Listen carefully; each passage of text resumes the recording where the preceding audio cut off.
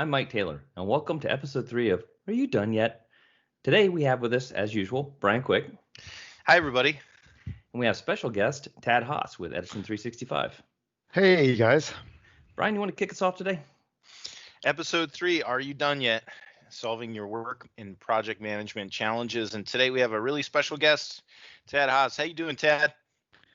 I'm doing very well out here in Seattle. It's been rainy for the last couple of days, and the sun is starting to blink out. So we're pretty geeked about that. As you should be. So we've been working with Edison365 for a number of years, and we all go way back in the project management space with our ties to Microsoft.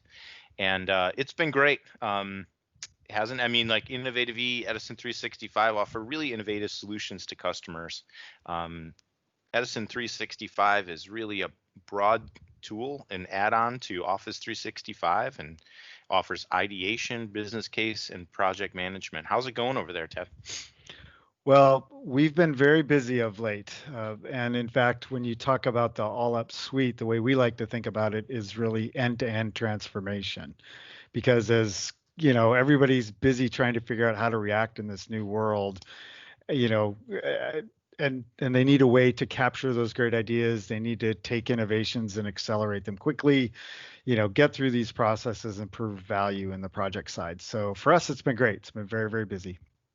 Yeah, and we're always really excited to talk to customers about Edison365, as part of their journey to really improve their project management and work management best practices.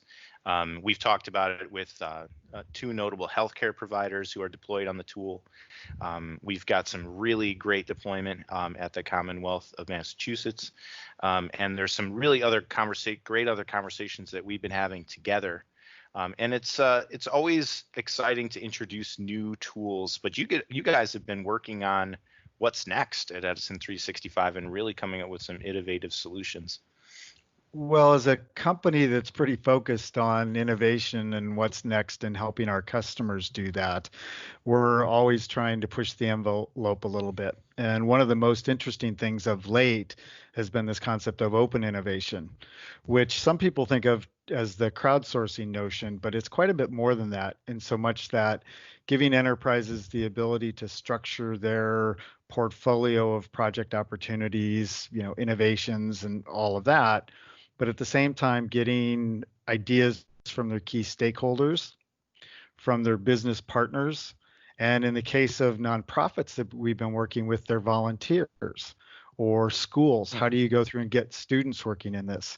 As you know, we've got a common customer in the education space, which is doing amazing things around project and portfolio management. But we've got other schools and people that we talk to that are really trying to figure out how to educate next, right? If you're one of the big companies that's got something online or colleges that has something online, you're good. But if you're that small university or mostly on-prem, your world is changing super rapid today. Overnight, right? Jeez. That's what businesses are. Yep. I got to say, I'm glad my kids are gone and off building their own careers now. I don't have them running around in the background here. But as we were talking about before we got started, I put my headset on because the kids right outside my office at home are playing dodgeball. And so I can't imagine what it's like to be a teacher at home these days, let alone a big college trying to figure out what's next. Yeah. And that's happening kind of across the board, right? I mean, we're seeing it not just in the educational space and health and life sciences space, which are obviously have been very impacted by everything that's going on, but we have a major distributor of wine and spirits, and their business, half of their business basically evaporated overnight with all the quarantining, and all the bars and restaurants were closed, all the cruise ships, everything else. So they really had to adjust very quickly to the marketplace as well. And it's really a combination of having the tools in place from a project and process management perspective, but also people are now looking at that what's next and the innovation components and trying to do that. But maybe one of the things, maybe just step back a little bit, just so people catch it here, is that what Edison has done that's really cool is we've been in the project, the three of us have been in this space for a long time. Years ago, every time we went into an organization, there was a common set of challenges that organizations had. A lot of times we would come in and we were talking about doing something in the project management space. They needed to do resource management or task management. They needed a way to do better reporting, visibility. But always the conversation at some point always turned upstream to that. And that's what you're talking about with that end to end, right, Tad? So people would talk about this innovation, because at the end of the day, ideas, a new idea, a new concept leads a project somehow, right? And there's always a funnel. You got a lot of ideas, and then they kind of get baked down. Then they move into a process that becomes a little more formal, that probably where most organizations try to select those based on the value to the organization. So there's like a business case and business justification. Those two pieces had in every organization I've ever dealt with up until recently and up until Edison, and there's a couple of tools, but those things were always being done ad hoc. They were on spreadsheets, they were on emails everywhere. They were in Word documents, PowerPoints, SharePoint lists, all over the board. No consistency, no real solid process that you could define and use a tool to help organize and maintain. So what Edison has done is really attack that space and done it on top of the the Office 365 and 365 platform, which is becoming a ubiquitous service now in the cloud, and even more so nowadays, right? I mean, the adoption of Teams and these other things, we've seen that explode with the current circumstances. So everyone is really looking at better ways to do this, and this is a solid foundational product to help move those things forward. And then we haven't even talked about all the great stuff in the project space. So I didn't want to steal your thunder there, Tad, but I kind of wanted to let everybody know what attracted us at Innovative E to Edison, I guess it was 5 years ago when we first started working together, was that they were really attacking the space and doing it very, very well. A lot of partners had tried to build, kind of some small solutions out there, but I really think that Edison has the most robust, best of breed product on the 365 platform for these three areas, from ideation, business case, and projects. So just wanted to kind of set the stage of what we were talking about when you were saying end to end there as well, and what the challenges are. Cool. Well, thank you. One of the things, I'll tell a little bit of a story and then sort of tie it down to something that we've been promoting to help PMOs, since that's a big part of our shared audience. I'm a motorcyclist, and I was out adventuring this weekend with a friend, very social distance. And he started telling me this story. He happens to be C-level at one of the major distilleries. And he was talking about the pace of change for distilleries. They run both, commercial stuff where they sell product through liquor stores, et cetera, but they also have stores, and they physically create product and sell them through there as well. And with COVID-19, they, like many other breweries or distilleries or whatever, had this big epiphany moment and said, hey, we can actually take this alcohol that we produce and turn it into hand sanitizer. Right. Can you imagine the velocity of innovation? Hey, I've got this idea of epiphany, to, oh my gosh, I have to deliver next week. Right. Now, in a lot of our corporate customers, that's a 18-month process as things sort of go through the funnel, you blah, blah, blah, blah, blah, and ultimately come out as a new product. Right. And yet the acceleration that's created through this new world of work and the way that we're dealing with things has just accelerated that amazingly.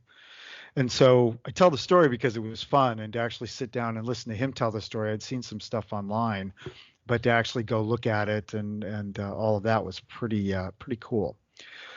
What's interesting for the PMO, though, PMOs have been struggling kind of, in the last 3 to 5 years a little bit at times to prove their value. And they've been stuck in this mode of report generators and status police, and there's all kinds of other negative connotations. Now, of course, the best PMOs are very busy showing the value of the portfolio, tying everything to strategy, accelerating delivery, and really up-leveling everything. But at Edison 365, we just did a master class with Innovation Leader team, and it was all about the Innovation and Portfolio Management Office, which is indeed the combination of the innovation teams and the PMO teams to accelerate value and get rid of that gap that's been there where we throw it over the fence and see what happens with delivery. So been interesting. So what's the difference really between, you talked a little bit about open innovation versus just innovation, product innovation. So open innovation, is that just putting it out to more people, more population? Well, that's the first step. When most companies do product development or they're thinking about innovations, they start internally first. Right. A lot of the pivot has been, how do I go external, because that gets me closer to my customer. Mm-hmm. Surveys are one of the traditional ways to do it. People keeping Mm-hmm. track of net promoter scores or social media or all that kind of feedback. There's lots of chatter there, but this is a way where you open it up to your stakeholders, whether they're customers, investors, universities, think tanks, anybody that's Mm-hmm. out in the open to contribute to your ideas. And in life sciences, for example, doctors are a great external source for ideas about new products that solve medical problems to deliver the outcomes that everyone is striving for. Okay, interesting. So if you're out there and you have a spreadsheet, let's say, let's go out on a limb, Tad, and say that people are out there and they're managing ideation in a spreadsheet. I don't know, is that, if that's much of a reach? I don't know. Like, but if you're out there and you're doing that, why is this better or different? And maybe we just show people like what's so great about this ideation platform that Edison365's created, because my spreadsheet's fine. I like my spreadsheet, right? It's colorful. It's, it's something that I created. Why do I want to get away from that? Well, I'm chuckling, and we all know this very well, that that's in fact the case, right? Everybody Isn't it? is doing that. It's just par for the course. It's just absolutely what happens. And the other thing that comes up, of course, too, is why not just use email? I Oh mean, yeah, because spreadsheets and email are the way business gets done, right? Or I don't email know the about spreadsheet around. Yeah, even better, right? Yeah, right. Let's yeah. let's forward the attachment to Forward forward the the attachment. attachment to the forward the Then you, attachment. Changes. who knows Yeah, where the right version is, right? yeah. Oh gosh, Yeah. No, it's not. It's there's a really not. better way. There is a better way. And just as PMOs have discovered kind of a single version of the truth, people are now doing that again today around innovation, around product life cycles, and getting things through the funnel in a better way. And I'm happy to show you guys a couple of things if you want me to do that. I mean, let's just do it. Let's just show. Yeah, If you that'd be get great. the picture's worth 1,000 words. How much is a demo worth? All right, well, let's see here. Let's start in email because this is where everybody starts their day, Let's do right? that. Yeah. There you I- go. I'm going to leave your picture down in the corner there, Brian, so we can have a little fun. You Okay. know, if we pop up email, of course, notification is one of the traditional things that we do. And so for Edison 365, we do a lot of email notification Mm. and in-app notification. So I always know somebody's been playing with or looking at my content, but I can also go through to this point around open innovation where I have invited somebody to a challenge to go out and look at different pieces of content, right? And so I Okay. go through, yeah. And so why not go through and say, hey, let's go take a look at this and jump out to a site that lets me connect to an open innovation site where I can actually bring people into the party. I go through and let people sign in. Oh, that's nice. So you're not really locking it down that way. You can open this up to allow others outside your organization to contribute. Well, that's exactly correct. And in fact, that's the whole intent. And doing it Yeah. through a secure login by invitation only lets you control that, which is pretty important as well. Now, people that are in life sciences or other locations, they care a lot about IP or sort of legal things, what happens when you give me an idea. So we've already got things in position on the site so we can go through and do that. Hmm. And so just like regular Edison 365, we can educate people with some different information that goes through these sliders. SharePoint users will recognize those things. And then what we start to do is break things into key business challenges or problems you're trying to solve. Like how do you make construction more sustainable? Or how do you go through and make clinician productivity better? And these Hmm. then are ways where you can go through and say, yep, I want to make the world more sustainable. So I'm going to go ahead and click on that. I can learn all about this idea. I can learn about the challenge. And then if I simply want to come in and submit an idea, then I'm given the opportunity to do so. A super ultra simple form that you can change, new idea, and then drop in images or pick some, whatever you want to go through and use. We're really people focused and very image conscious. So there's a lot of things that we pre-built into the software and that you can also build out and add on your own. You guys aren't here to watch me type, so I'll just put a few things in here. But like Word and everything else, you can get carried away in links and video and all that cool stuff. Attach files that might be that worksheet or the spreadsheet that are proof points. And then, of course, or link to flow or surveys, whatever you want to go through and do there. And inside of about 20 seconds, I have submitted an idea. So that's it. Yeah, that is really cool. So we actually were on a call this morning, Mike, with one of our healthcare customers that, they're in a position where they have to figure out how to test nursing home employees mandatorily now by the state, and they don't really know how to do it. I think that would be the perfect use case for this type of thing. Like, how are we going to get that done? Putting it out there, maybe to some nurses, to some other folks in the healthcare field, and challenging your employees or even your partners to submit ideas. Right. And this is exactly that kind of thing where you're going to frame it up within the context of your industry or the business problem. Like improving clinician healthcare is always a big deal for hospitals. How do they go through and get ideas from people about, doing this thing or doing that thing? It might be helpful for doctors to go off and do this. And someone will submit that idea. They'll drop in some graphics and benefits about it. We can have so we can have a chat, and then everybody gets to know what's going on, and we can rate and do all kinds of cool things with that. That really makes it collaborative, but every idea is not a good idea, right, Ted? Or is it? No, I think that's probably true. And ideas, you're gonna get some real whoppers in there, I'll bet.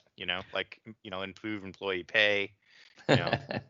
Well, and that's the difference. While edison365 can be that employee engagement tool for the suggestion box in the old school way, today it's much more geared around structured flow, where we put challenges in place that are business problems, and we seek ideas that we can get through this funnel that you see on the screen, so I can know quickly which of my projects or which of my ideas are in the experimentation phase. And so I can pivot on those. I can look at which are the ones that we've dropped into backlog. I love this Power BI visualization. This is like bringing the whole platform together right here, because what you have is Edison 365, ideas, which is, based on Office 365. And then you have it pulling into Power BI here with a great visualization. It really does bring to life the power of the Microsoft platform. Thanks. Well, everything we're doing is built on all things Microsoft. So that's definitely what we're doing here in terms of all of the Excel stuff. We definitely take advantage of Teams in the way that you can go through and do that too. So there's a ton of functionality built into it. So, awesome. Yep. It makes the product really extensible beyond. It's very configurable already. Like all that stuff you have, all those phases and everything else are all configurable, right? But you also then can extend the product with your own reporting structure, and we've helped customers do that as well. Now that you can use Power BI, you've got the database back in. All three products give you that kind of capability, so it's awesome. Mike, that's exactly correct. Yep. So it's like getting the right ideas in there, Tad, as opposed to just any old idea, and relating that to the strategy that your company is really been focusing on this year. Well, and one of the things that tools can help do is they can make the process easier. I've been working with a bank that's going throughout and has very elaborate spreadsheets for business case justification. We've all seen those nasty things, right? How many tabs do you have that go through and do that? Yep. I mean, it can be crazy in terms of what it is you're trying to go through and track against. And people get lost in the minutia instead of accelerating things through the process. And that's a really big deal. And so if you can get flow from capture the idea, justify the idea, to do the idea or do the project to get business value out of it, you'll be able to spend more time on your boat, right, Mike? That's right. Well, yeah, absolutely. And but you also get that business value. You and I have talked about this before in one of the webinars we did on business case, Tad, is that process of being able to formalize that and have a workflow so that you can optimize that process. That value that you're going to receive out of it, you shorten that time frame. So the business is actually getting more value sooner by doing that. So it's actually creating more value because you're implementing it sooner in time. 100%. And to share my screen again, I'll just take advantage of the moment and show you a little bit about what you just brought up. And this is what we call the idea board. Wow, that's really intuitive, because I just automatically see it and I understand it. I mean, I'm not sorting through data in a spreadsheet. I mean, I get it. There's new ideas on the left, awarded ideas on the right. It just makes total sense to me. And if Rory's idea is so amazing, I'm going to simply drag and drop Rory's idea over here to awarded, and we begin the next step. And that we can launch it off into DevOps if we're going to go build some stuff, cool. or do whatever we need to do in that. Now, the other part that's super cool here is that we've been looking at the internal ideas, but remember, we also want to bring in those external ideas that came in from the outside. Yeah. Right.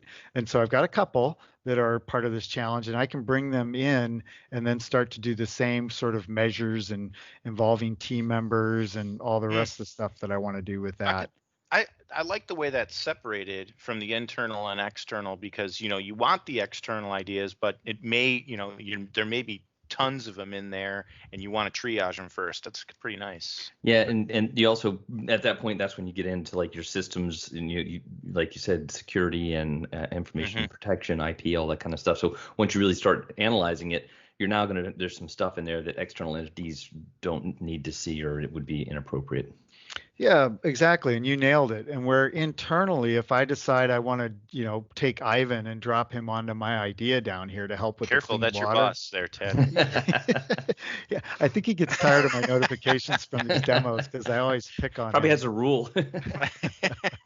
Well, remember, we've got the in-app notifications, so he can go through and go to his personal page and turn those notifications on or off, which is pretty cool.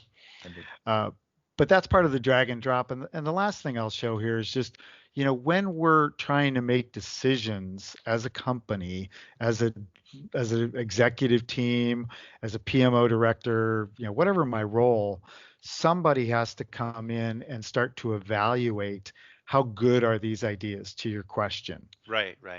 And how do you do it today? We've got that super complicated spreadsheet is one of the ways that we do it.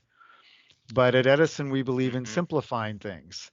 So why not come in and say, if I'm going to make things more sustainable, I really want to know what's their impact, high or low. I might want to identify what the risk is on these things. And maybe I want to quickly go through and assess the cost without having to do a big honking spreadsheet, and oh, by the way, now being green makes me more revenue. And we think this is actually pretty achievable. When you follow the blue, you can see I've just gone through and ranked and scored this idea. What a great interface. I love this UI. I mean, it's just so easy to use. It's intuitive. Obviously, we're just dialing things up and down. It's happening in real time. Think of the amount of time people are spending in spreadsheets just trying to emulate this, trying to get it right, and take everyone's input into account. Huge time saver here. Good point. And in fact, one of the other cool things here is that if I click on Rory, since you guys are always working with people in Office 365, the cool part here is that I'm already connected inside. I can see, Rory's inactive. I could start a chat session with him if I wanted to talk about a question, or dive into Delve and understand more about the documents or his expertise, or work with Paloma. I know she's in Spain and she's doing lots of cool work there. It's just super, super interactive and really, really helpful. You bring up that people are not co-located anymore. Some of us were in different offices or working from home before, but the whole concept of the water cooler conversation is gone. There's no water cooler, right? So how do we share ideas with each other? This is like the new water cooler. When I talk to chief innovation officers, one of their big challenges always is how do they find their best innovators, and then bring them into the lab, right? Bring them into the innovation hub or whatever they call their space. And we've been doing some work with one of the professional leagues in the sporting arena, and they created, I forget what they call it now, but they created a physical space where they could bring players in to show how innovative they were being. And if professional sports are worried about showing how innovative they are, you can imagine automotive and drug Yeah, manufacturers and everybody else are a little bit more worried about this too. So this is a great way through the leaderboard to find your innovators. absolutely. Oh, yeah, Yeah, very impressive. Very thanks. impressive. Edison 365, it's how you do ideation and innovation in Office 365. And that's just the very beginning of it. That's the first product of the suite. We talked a little bit about business case and projects as well. And what's really cool that we find some of our customers, like the Guthrie Clinic, we published a case study with those guys, and they're using all three products. So they start with the innovation piece, and then they move it into business case. When they award one, it goes to business case. And then when that one is, if there's one that's awarded from business case, again, it's a funnel that continues a funnel past the one that you showed that's just the ideation funnel. That funnel continues all the way to projects and how many projects get done. And they track it all the way through end to end. So you have really that end-to-end solution really helps you maintain that metadata all the way through it, which is great because then you're not rekeying data from ideas. You're not copying off a spreadsheet into another spreadsheet for a business case into a project or project plan or some tool that you're using over here. Well, and a big part of that is just, again, taking advantage of the Microsoft platform, the security, and all of that. And what we're working to do, what we have done, is create a user experience that's engaging, that's mobile, that's Teams, that's browser, wherever you're working, that's how we're going to meet you. And that's worked out pretty well in the innovation space. And of course, we're helping some of the best PMOs to deliver on those innovations through the tools. So, definitely cool stuff there. Definitely. So, so Tad, I heard something. Hashtag shift hit the fan. Right? So customers that were using this stuff before the shift hit the fan, and now are reaping the benefits of that because they were organized, because their data was centralized, because they have reporting that shows ideas all the way through business case and projects. And the rest of us out there, we're probably still in spreadsheet land. How can companies that missed it before really embrace this period of time, this downtime, to really bounce back better? Well, I'm so glad you brought that up because, you talk about hashtag shift happens or hashtag GSD is one of my favorite ones. I was on a call with this excellent consultant last night who was doing a whole talk around getting stuff done, GSD, Right. and really cool on that side. And as project manager, Yeses. no, I know. It's G-rated, right? That's right. That's right. This is a family podcast. Yeah, we never really decided on the rating for the Are You Done Yet podcast, but we're probably in somewhere in between PG and PG-13. Well, what happened, like I counted today, and we're day 64 here in terms of, when we stopped working in the office on March 11th and all the sides of things that we've gone through now so far. And one of the early days on, I was talking to one of our cool customers in manufacturing, and he made a statement to me that was really telling about the way corporates are thinking today, that if we don't change now, if we don't do something different, if we don't innovate, shame on us. Yeah. It's like shame on us. The opportunity has never been better to do this.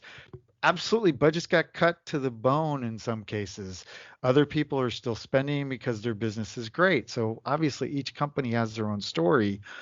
But if you can't move now or you can't sort of start the steps, then that's too bad. Software like this today or things you guys are doing with people around Office and Project Online and all this stuff, it's easy to get started. Yes, there's devil in the details, but man, we can turn this stuff on super quickly. And, if I'm given the ability to see my roadmap or my portfolio and then drill down and do something with it, or know what my personal Kanban of activity is, then dang it, I really want to do that. And so that's what we've built in Edison 365 projects, for example, to help the PMO and to help the individual contributor. Yeah, the tools have never been easier to get started. And so, but even though it seems like it's never a good time to invest in improving your process and your tools, it's never a good time until it's too late. Right. So now's the time. Now's the time to take a look at those things. What are the things that worked? What are the things that didn't work? And really pinpoint on the value proposition. Is it the time spent? Is it that shuffling spreadsheets around an email is costing us time? Is it that we're missing the right projects and that's costing us money? What are the things that you can key in on and create that business case, that benefit scenario? Do it, because next time you're going to be unprepared. Next time you won't be as unprepared for situations to change the way they did. Yeah, Brian, go ahead, Mike. I'm sorry. I just wanted to add to that point. One of the key things that we keep hearing, and it was a theme that we had been hearing before all that happened with the pandemic, was that business agility was much more important than ever. The ability to turn on a dime and be able to, embrace a new regulation, embrace a new competitive threat in the marketplace, whatever it was, allow people to work with different tools and bring them together. Now it's no longer an option. It's become imperative. These companies, these organizations are having to pivot for their survival, for the organizational survival. In many cases, we have some customers who unfortunately have gone into, bankruptcy protection.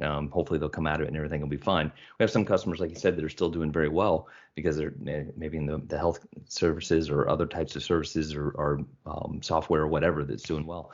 But the ability to pivot is really important. So it's not just now, it's building that ability in. And the customers that we have, and we were just talking to one it's a common customer of ours, Tad, big health and life sciences company. And they installed Project, and they layered on Edison projects with Data Store a couple of years ago. And the quote that they told us is, if they hadn't had that in place when they had to send everybody home, because they were pretty much work in the office, they had 1,500 people they had to send home. Yeah. If they didn't have those tools already in place, they would not have been able to pivot and run some large scale projects that needed to be done to do that, while simultaneously still executing on the projects that they had to. They still had a lot of stuff to get done. And these are projects that this does mean it is life and death. I mean, they're doing things that help, deliver healthcare to people. So it's really important stuff. And they were already in a position to do it. So like you said, if your organization is not in that position, if you don't have the tools and processes to do it, then now's the time to look at it. Yeah, definitely. But and I agree. And standing up trials, getting started, doing the deal, moving is the right thing to do. I was having a conversation earlier today about fear of FOMAD. You guys ever heard of FOMAD? Mm-hmm. Fear of making a decision. You're real big on the acronyms, Ted. I'm not a big acronym guy. We're throwing a lot out there. Maybe we should, when we edit this and bring it back, we should just post them up there in CGI. So right. Well, go to Google and type up FOMAD, and then you'll see these license plates that come up. And I know an innovator has done a really cool paper on the topic, and I almost did my LinkedIn post today thinking Thursday around it, but I decided I wanted to get motivated instead, so I did something different. But I wanted to pause based off what you said, Mike, because absolutely you have to get going if you haven't started. And just go look at the Fortune 500 and what's happened to them in the last 5 or 10 years. But let's be real. A lot of companies are are in a conservative way. Their budgets are constrained. They're dealing with the real world. So Brian, when you and I used to work at Microsoft, one of the things that I respected most was your ability to go through and analyze this situation. You started to bring it up. What cost savings am I getting by doing this thing? What opportunity cost am I missing, or opportunity dollars am I missing because I can't pivot and work remote all of a sudden? Right.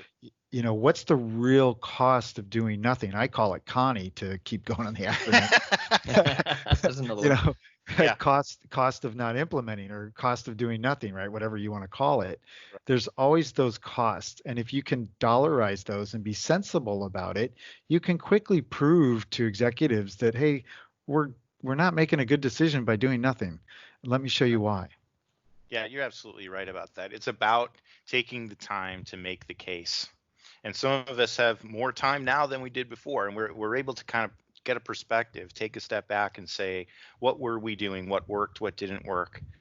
And really do a better job, and come out and bounce back better, as we said before, of what can we do to improve our processes. And there's tools like that we can help you with implementing that are out there. Yeah, the build back better is one of the conversation threads I've been starting to hear, and because we've done a fair amount of work globally in the construction space, we've been helping a consortium in the UK around that notion of build back better, and what they're doing with key builders and construction associations and the way that they're doing that, and then how we're helping them from a software way to work better together. Mm-hmm. And so that's helping them build back better in the construction sense. But everybody wants to do that. And they want to take advantage of it. Oh, that's great.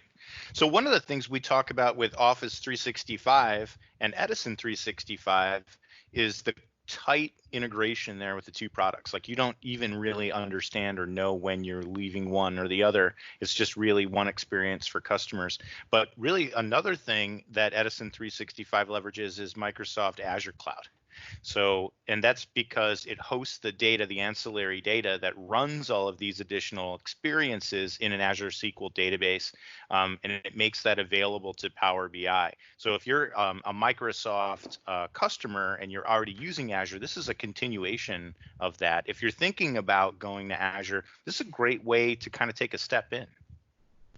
What good point. And in fact, because we use Azure, we use actually just very small SQL Azure. The data sets aren't particularly large, so it's super easy and very low cost to get started if you're not doing it yet. But that thing I showed you about gamification, where we were looking at the leaderboard, or open innovation, all of those things are hosted out in Azure SQL. And so easy to get started, same authentication, and you're absolutely right. Yep, Yeah, so true.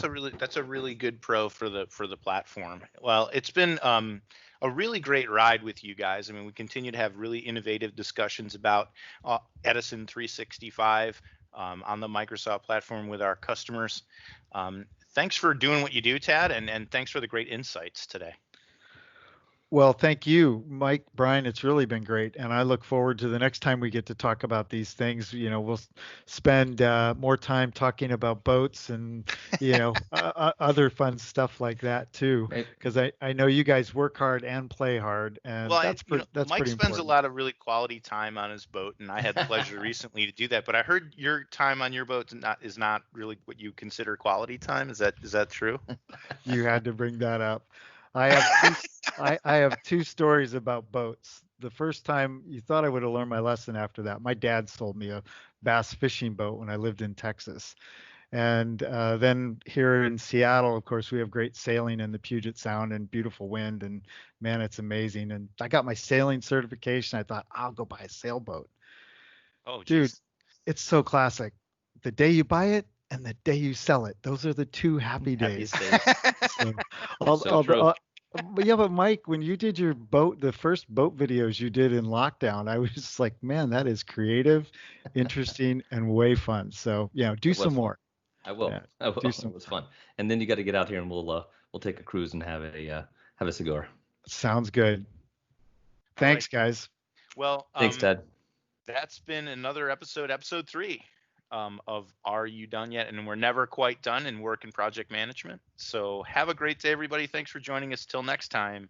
Virtual high five, guys. Cheers. High five. Great. Thanks. Bye. Good day. Bye.